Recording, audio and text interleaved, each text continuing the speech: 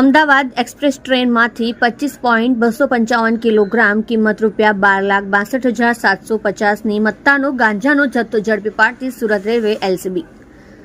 Police inspector Shri T V Patel તથા police sub inspector Shri R A. Jadeja LCB પશ્ચિમ railway Surat નાવના માર્ગદર્શન અને સૂચના મુજબ એલસીબીના હેડ કોન્સ્ટેબલ મહેશભાઈ માલજીભાઈ તથા Pravin Raghunath, police constable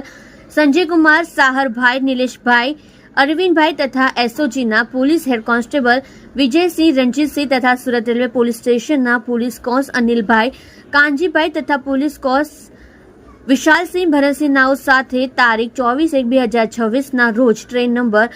128443 Puri Ahmedabad express ટ્રેનમાંથી પેટ્રોલિંગમાં ચેકિંગ કરતા સુરત તરફ આવતા તે વખતે કલાક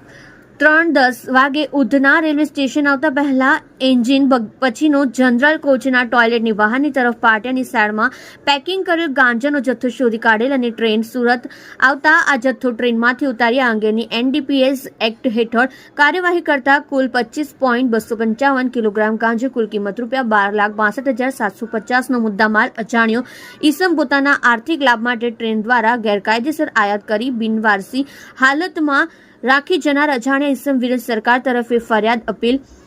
આપી સુરત રેલવે પોલીસ સ્ટેશનમાં ગુનો રજીસ્ટર કરવામાં આવેલ છે।